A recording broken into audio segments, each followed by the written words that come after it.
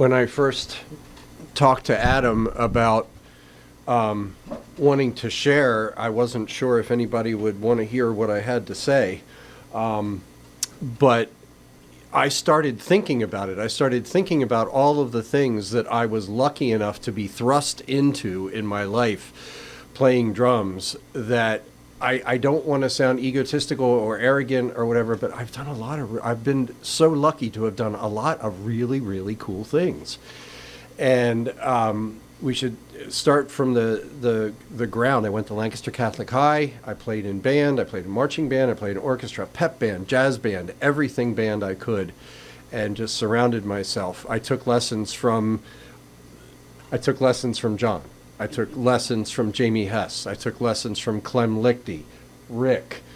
I took lessons from Armand Santarelli in Philadelphia, which was a whole nother world for me. I was thrust into it when the Innocence Mission was first getting signed.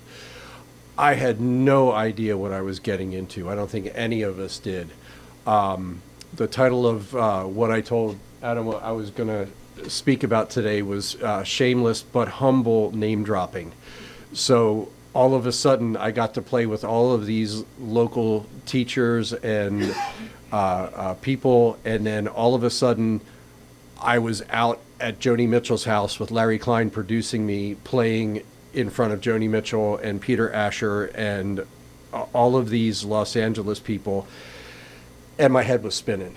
And it was a real challenge to keep up with everything, but people were nice and helpful.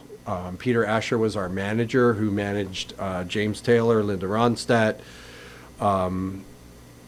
Jackson Brown. He had all those Aspen people there. So, wow. When I think about it, my wife Karen is here, and I brought her here because I saw Adam's little teaser on the Facebook thing today, and it said about touring and so on. And Karen toured with me. We were lucky enough at the time. We were young enough, and things were happening, and Peter Asher got us on the opening slot. The Innocence Mission did the End of the Innocence tour for Don Henley. So I was out with Don Henley from the Eagles for a year. And Karen came and she did the merchandise on the tour. So we actually got to travel this country. I've done 20 tours from the United States, from coast to coast, every state except Alaska, Hawaii, Montana. So we got to do it. Other name dropping, what was I going to say? I got to play in Los Angeles with Alex Acuna. I got to have a lesson on the phone with Vinnie Colaiuta. Manu Cachet did some percussion on the first Innocence Mission record and some speaking parts that never ever made it onto the record. So I've got all. What's that? He did it in French. Did he? Yeah, he did. He did.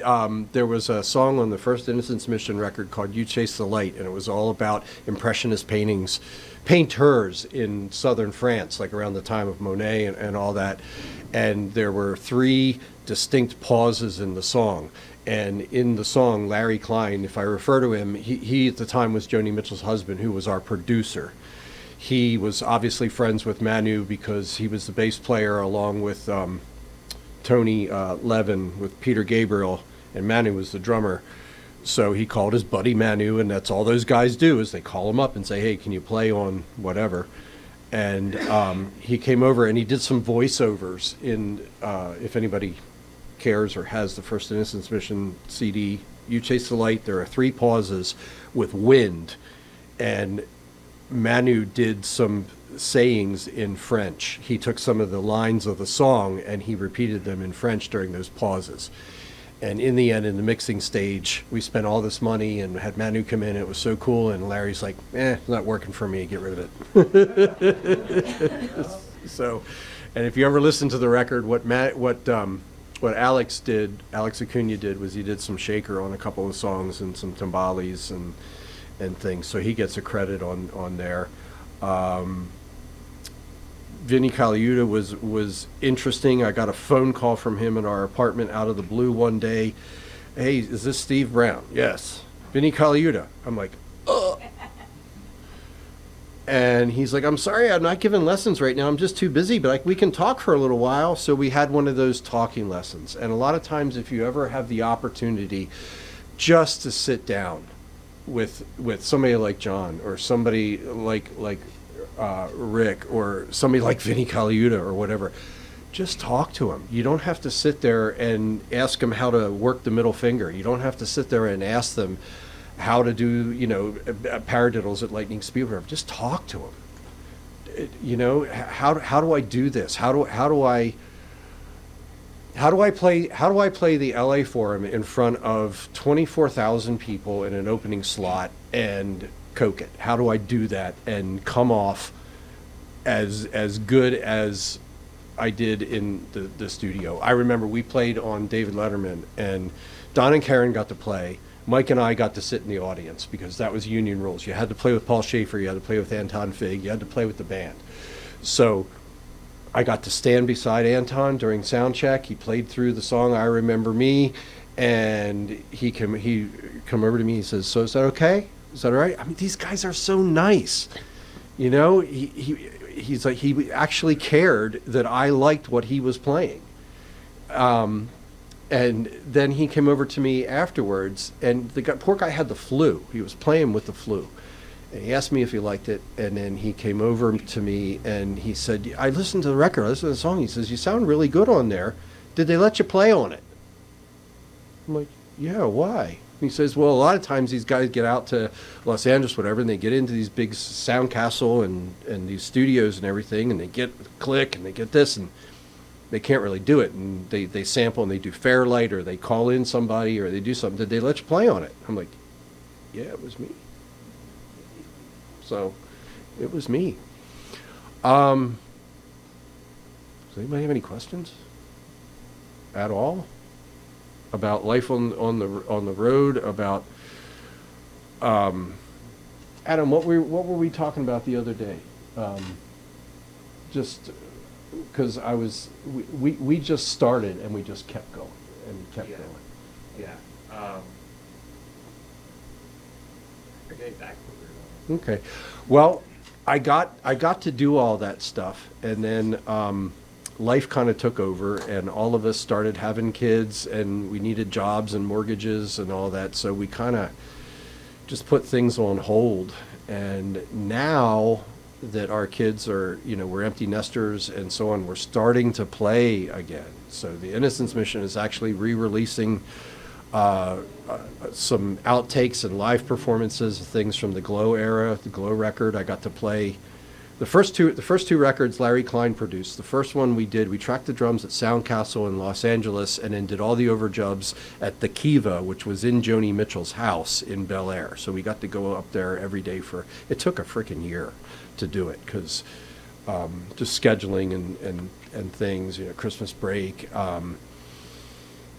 In New York, we worked the second record we did up in Woodstock at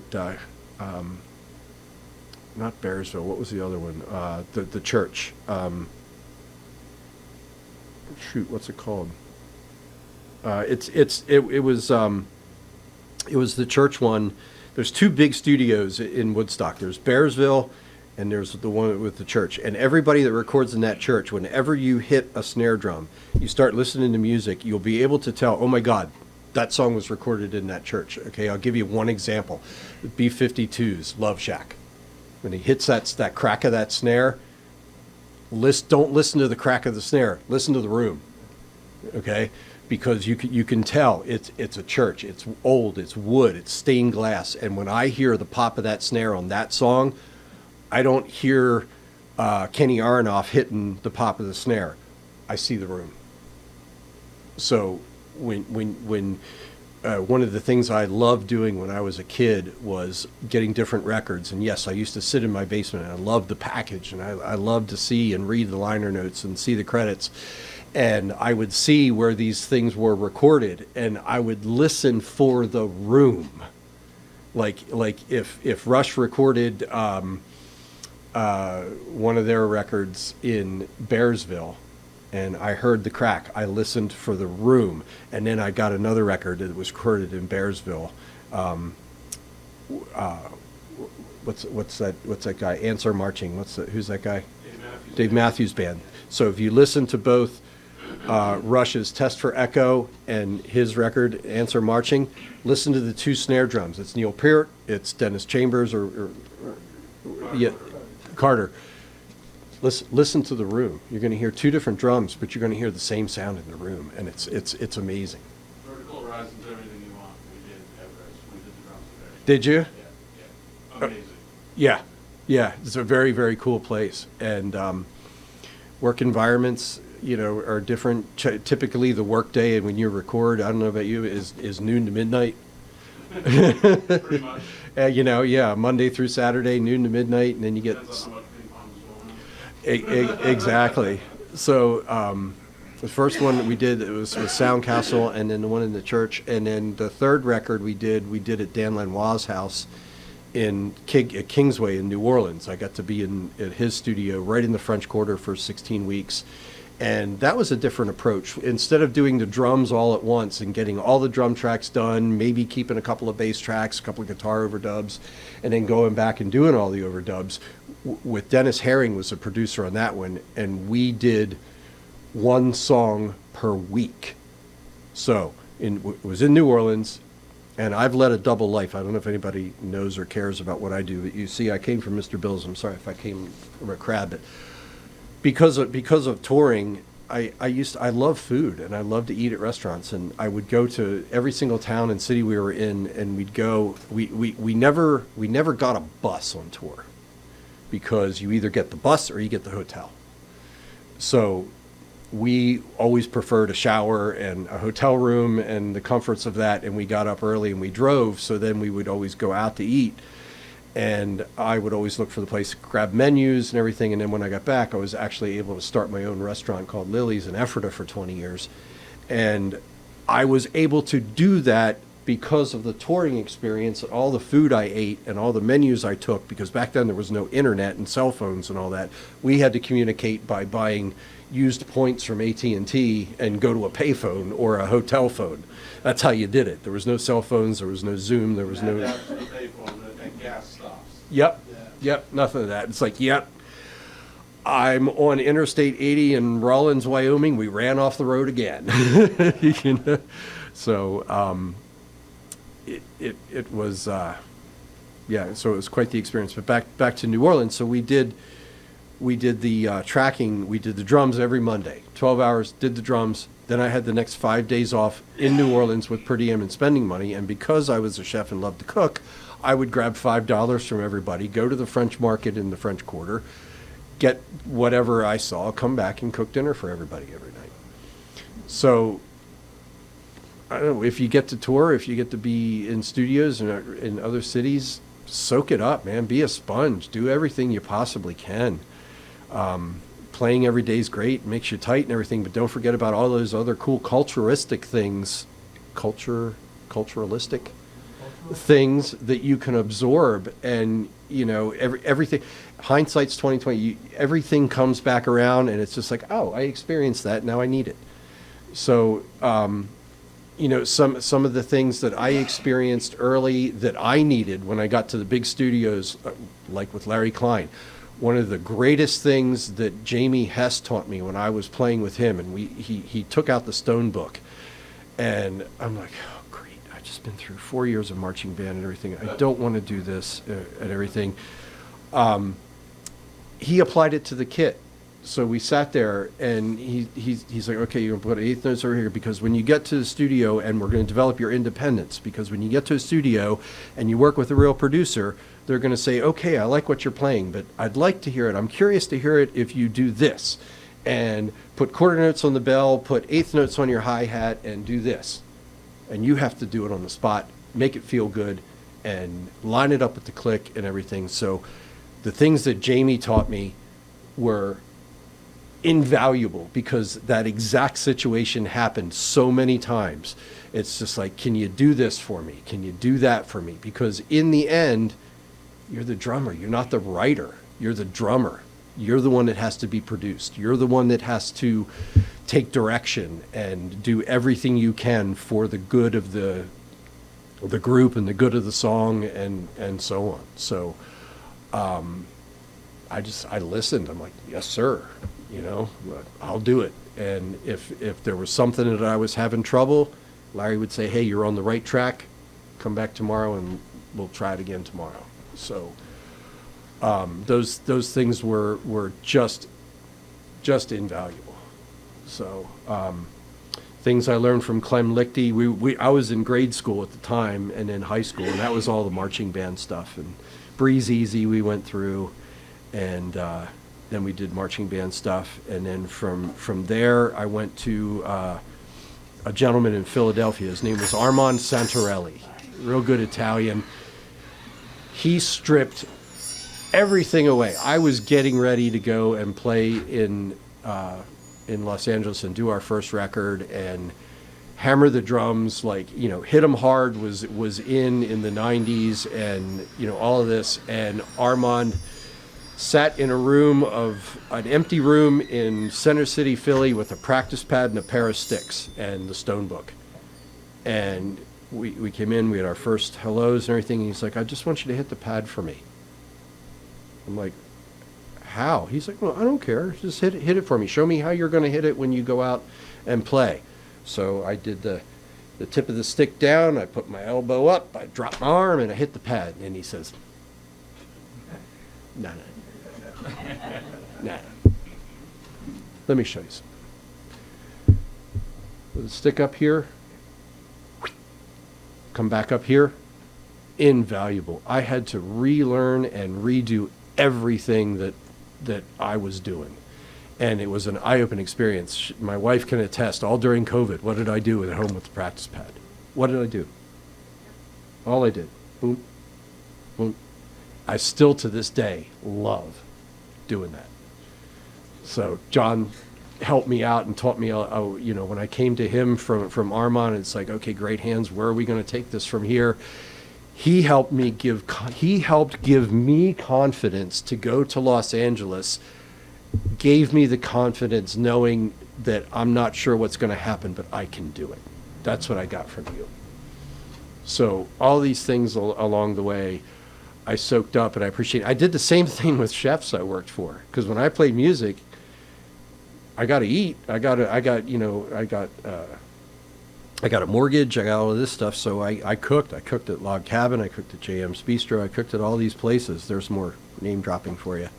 I did all that, and I soaked up, and I learned everything I could from the chefs too, because all that came around. Everything I experienced on the road. You're on the road, you get maybe a deli tray, or you get some pizza or something. We always would take the buyout, okay, which a club would they either set aside $15 a person or so on for a budget to get you a food that's in your rider or whatever, or you could get the buyout, and they would give you the money and you're on your own for dinner. So we always took the buyout, and we would always do the sound check, and then we would walk out. And how do you pick the best place, the restaurant? You go into a city, you go into Indianapolis, and you've got $30 in your pocket.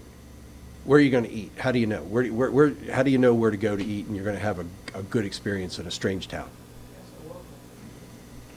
Okay, you can ask the local, or the biker bar. You can go to Port of Call in New Orleans and get burgers because all the bikes hanging outside. No, you look for what's crowded. You see, you walk down the street. There's strips of restaurants. Like there's 2 people here. There's 4 there. Oh, that place is packed. That place got a line. That's where I'm going. So that's where we would end up going. I would steal menus all the time. I still have a box at home somewhere, I think, of menus from around the country. And that's what I did with Lily's. I just took everything that I liked from the travels around the country, and my wife came up with the saying for Lily's, American Fare with Flair. Because we toured America, and I just made what I liked. So, I got a question for you. yes, please. So you were talking about recording. Maybe Ed, you can chime in on this. I know both of you, just from small conversations we've had, we were just talking about Cymbals like 5 minutes ago. Mm-hmm. You're very sound driven, and you're looking for a specific sound. You find that, like you said, you're mismatching cymbals. It's like all about the sound. It's not, they look the same. It's not, which is stuff that we're preaching here all the time. that it should be sound focused, you know what I mean? I talked to you about not muffling a snare drum because this is how the crack sounds great at a gig you play with Christy, that kind of thing. When you go into the studio, you were saying guys are chiming in about, oh, play this way, play that way. What advice do you have for combating them changing the sound that you like on your drums? You have to be open to the vision of the producer. That is a golden rule.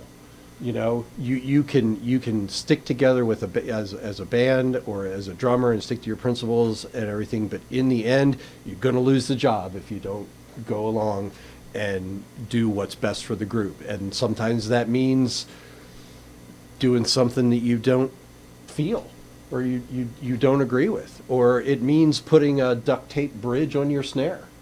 You know, they handed me this beautiful 6.5-inch deep Ludwig Black Beauty to put up there. Well, I had just gotten a Tama endorsement, you know, and I'm like, I want my Birch. I have a piano white. It's like, well, let's try these. And you know, the engineer was flown in from England. It was a special engineer, and he had his specific ways. And the Black Beauty was tuned in such a way, and then they, everybody knows all the tricks, right? Putting your wallet on, leaving it completely open, this, that. Does anybody use the little duct tape humps? That's what they did. That's what they did for mine. They put one duct tape hump.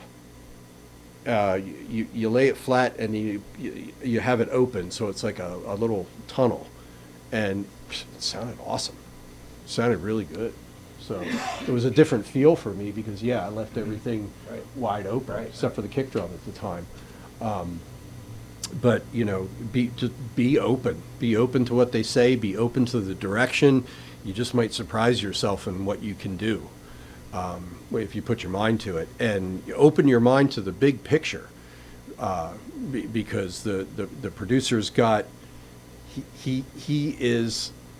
he's got your heart in your hands. He's got the artist to be true to, and I'm working with Joni Mitchell's husband, so I know my art is going to be taken care of. But I also know that the record company is breathing down his neck, saying we want this, we want that, we want it to turn out this way and that way, we want it to sound like this, so we can market this and do that. So, you know, you have to be open, and you have to work, and you have to be a team player. So, you know, so you still want to be unique, you still want to have your individual style. Larry Klein was very precise.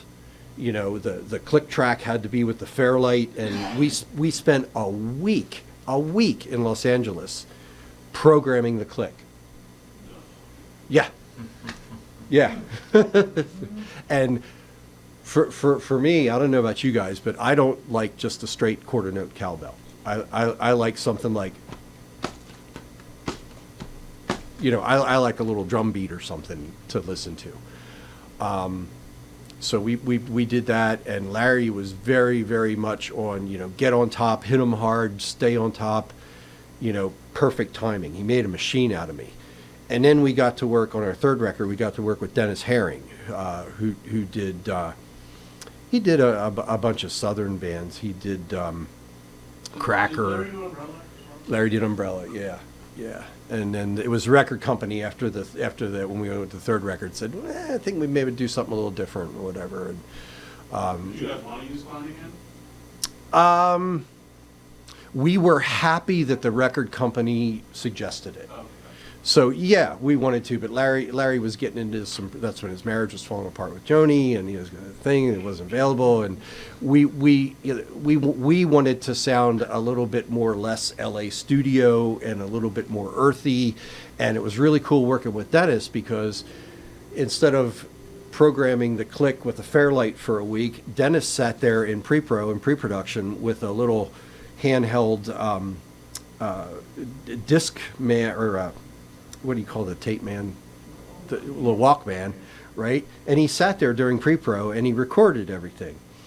And when he went to record the click track, he would say, okay, now take this song here. And he spoke with Southern accent. So he was from Mississippi. So he would say, now right here, you come up on this chorus, and I can hear you pushing a little bit here and everything, and then when you come back from the bridge, you pull back a little bit, and all that's really cool. So I'm going to program that in the click. Oh, man. Yeah. So he and I sat there together, and he's like, okay, we were doing the song Spinning, and it's in a 6/8 time, and we're doing the thing. He's like, okay, now we're going to raise it right here. You're going to get up on it, and we're going to raise it a half tick right here, and then we're going to raise it a full tick here, and by the time the chorus hits, it's going to be 1.5 ticks up. And then when it hits the bridge, you're going to go here, you're going to be 2 ticks up. And then when you come back out of the bridge, you can't come 2 ticks down because that would sound really weird. So we're going to take it down a half click, and then we're going to take it down 1 click, and then we're going to take it down and back to where you were.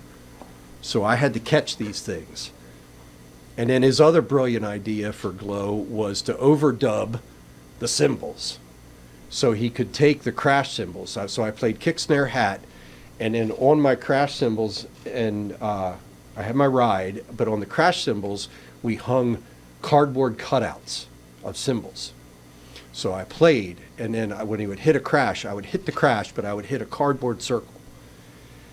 And then later that day, once we got a really, really good take, we would overdub the cymbals. And I would smash the cymbal. A lot of them were sizzle cymbals and so on. And what he wanted to do, his vision, was to take that crash cymbal and totally have the impact, turn the volume down, pan it left, turn the volume up, pan it through to the center, and have it come and pan right and go out. Okay? So I'm like, okay, cool, let's try your idea. So that's how we did it.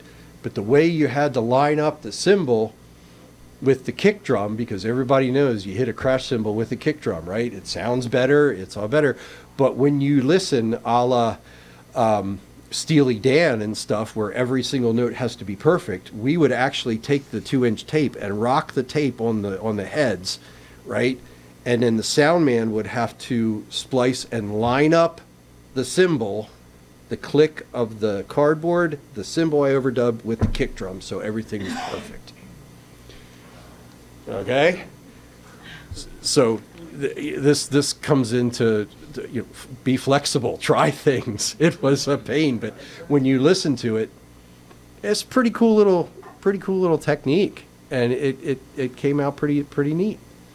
So there was a song where we did. And Dennis would, he loved the perfect mistake. He had me wear little wristbands with tambourine jinglets on them to play to get it in the track. And then I would play a tambourine in the track on Bright as Yellow, and then I'd overdub a tambourine. So he had all these layers, and I was playing three tracks, 4 different takes with myself. So I myself became this click that was programmed to move, and then I was playing with myself, and thank God we had headphones, because it was very, very interesting approach. Wow, I hadn't thought about that for a while. There you go. Wow. And there was one song we did, and we towed up the drums a la Ringo for the intro of a song.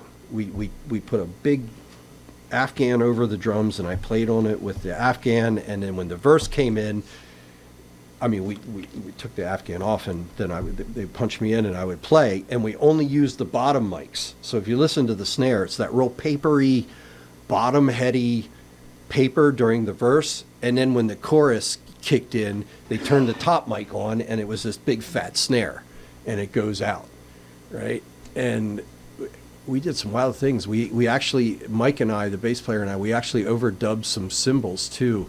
We did the stick on the side of the cymbal trick, where you do the little chime. So he and I would chime at the same time. He had a splash, I had a bottom hi-hat cymbal, and we put them on a stick. We chimed them, and there was a mic in the center of the room, and we moved them around the mic, so you can hear it.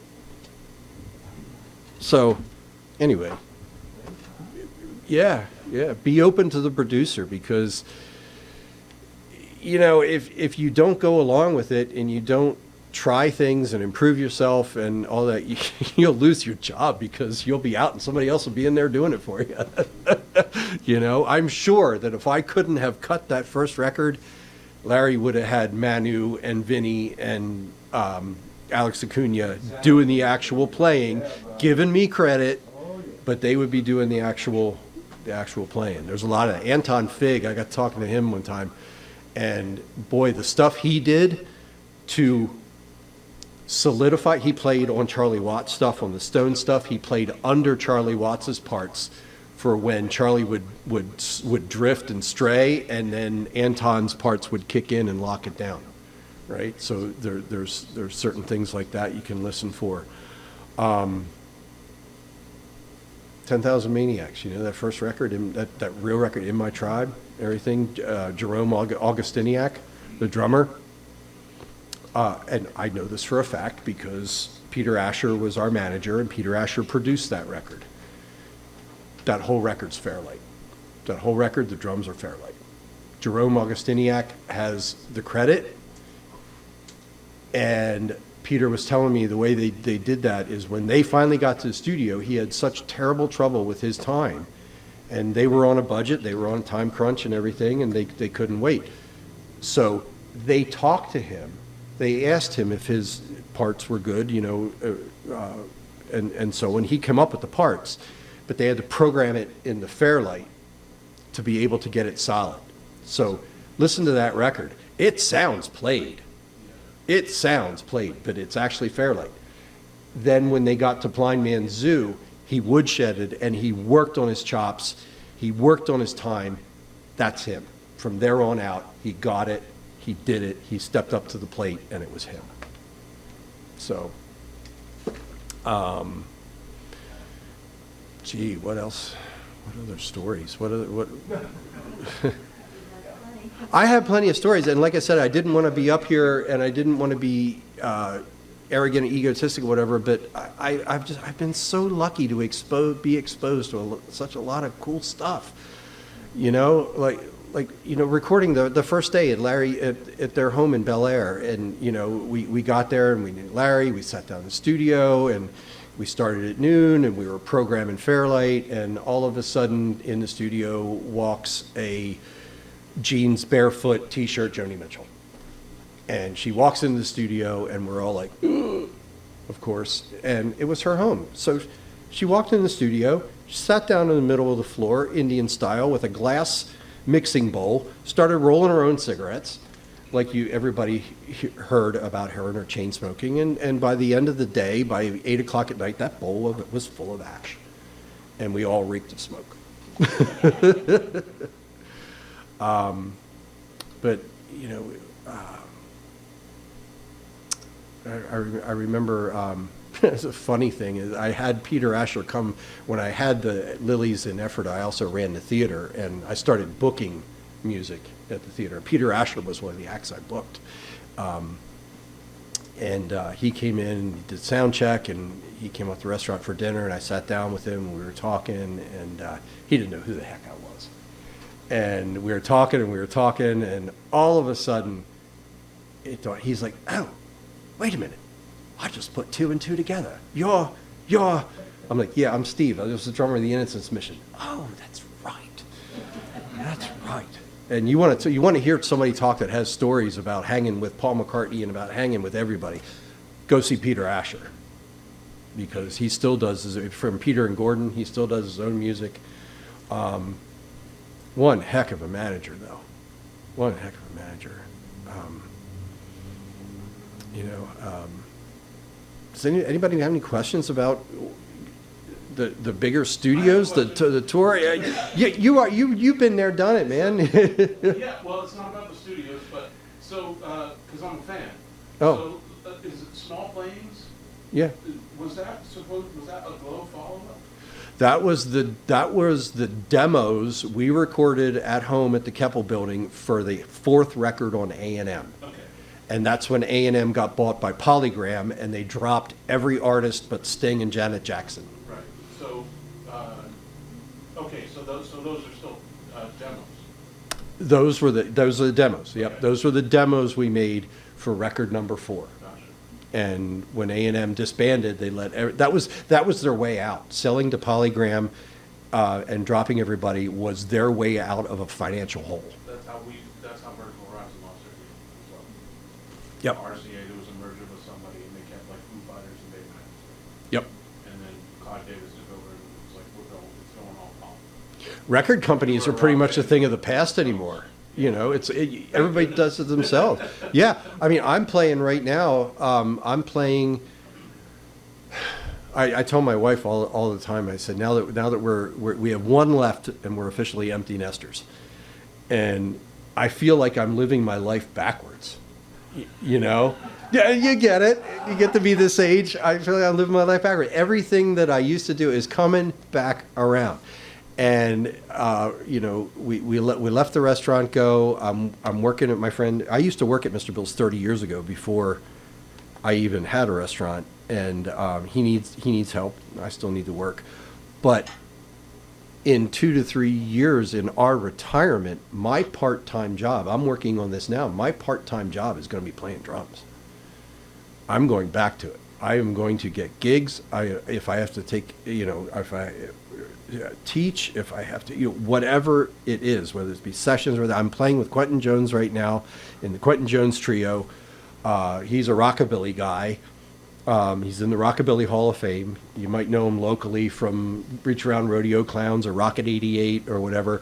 He called me and he asked me to, actually David Wasickinen called me, who drums for the Hooters, and he had some commitments and asked me to fill in for him with Quentin doing a gig. I did. It went well, so Quentin called me again.